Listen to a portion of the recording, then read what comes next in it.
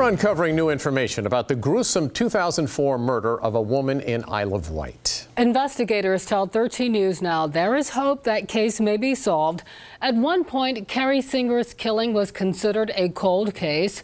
Now, new technology has allowed law enforcement to get new DNA samples and to use those samples as a blueprint of their suspect. Investigative reporter Laura Geller joins us with the first in our week-long series about new forensic technology. Right now, that new technology is allowing detectives to make progress in cases which were once thought to be unsolvable. The advances in how DNA can be obtained and used is not the stuff of science fiction, but of actual law enforcement cases, including some right here in Hampton Roads.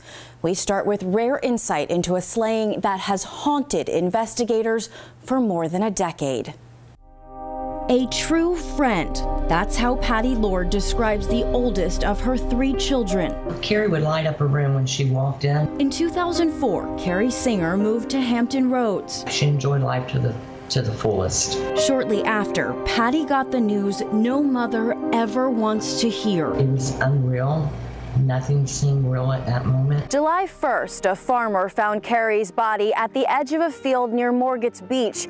Investigators with the Isle of Wight Sheriff's Office cordoned off a crime scene. After years of dead ends, the Sheriff's Office reopened Carrie's file in 2012. This case has definitely been a roller coaster full of emotions. Lieutenant Tommy Potter is now the chief investigator. We can't talk to our victim. Obviously, it's a homicide case.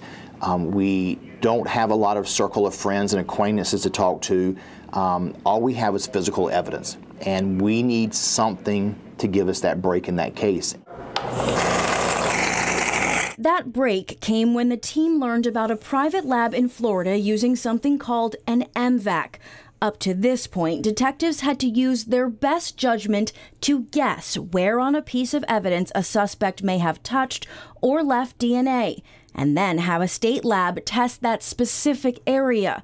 But MVAC is like a powerful vacuum for DNA. Instead of having to pinpoint the most likely location, they are able to process the entire item. And so it greatly enhances the forensic scientist's ability to extract a profile. For 13 years, MVAC led to the discovery of a new profile on the evidence in Carrie's case. We think the profile that we got from 2017 is the profile of the person responsible for Carrie's death. Authorities then utilized another technology which did not exist back in 2004. Parabon Snapshot used DNA phenotyping to come up with this composite of a possible suspect in this case. The science predicts physical appearance and ancestry based on a DNA sample. Potter says this was a game changer. In the past, any tips about suspects had been about white men, black men, and a friendship Carrie had started with a female. We have spent 13 years concentrating on those groups of people.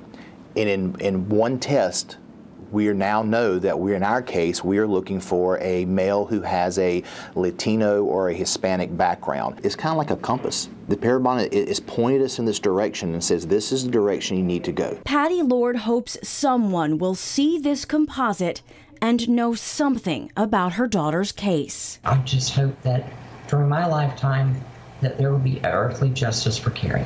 Right now, there are no police departments or labs in Virginia which have their own MVAC. So we got in touch with the CEO of the company that invented the new device. He came here to 13 News Now to show us exactly how it works and how it can help in cases in our area. We'll have that story for you tomorrow on 13 News Now at 11. Laura Geller, 13 News Now.